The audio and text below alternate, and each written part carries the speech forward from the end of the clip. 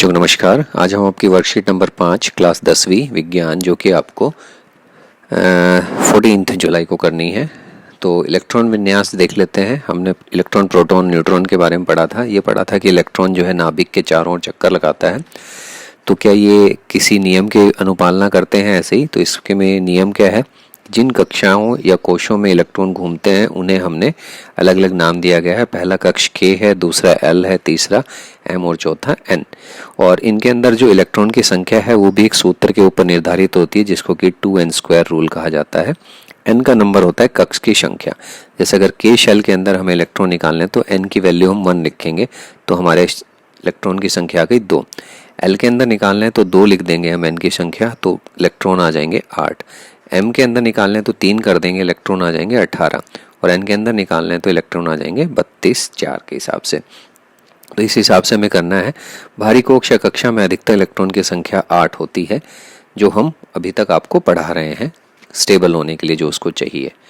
तो ये चीज़ भी ध्यान में रखनी है। पहले 20 जो आपके कोर्स के अंदर हैं 10वीं के हिसाब से, उनके चिन्ह, तत्वों के, उनके इलेक्ट्रॉन या आप कह सकते हैं संख्या, और फिर उनको कैसे कक्षों में रखा गया है वो आपको याद करना है। ये अगर आपको एक बार प्रैक्टिस हो गया कि पहले कक्ष में 2 से अधिक नहीं रख सकते, दूसरे में 8 से अधिक नहीं, तीसरे में 8 से अधिक नहीं, और चौथे में जो है फिर जितने बचेंगे वो आपको आसानी से याद हो जाएगा।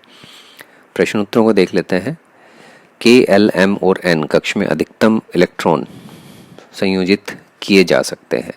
तो अगर मैं पहले के उत्तर की बात करूं तो K के अंदर अभी हमने देखा 2, L के अंदर 8, M के अंदर 18 और N के अंदर हम लिखेंगे 32, 2n² रूल के हिसाब से।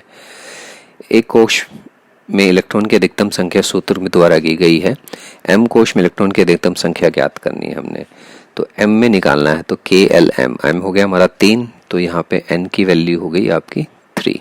तो 2n² रूल के हिसाब से हम क्या करेंगे, 2n की जगह हम 3 लिख देंगे तो हमारा आ जाएगा ये 9 × 2 हो जाएगा 18 आ जाएगा। तो M कक्ष के अंदर इतना आ जाएगा।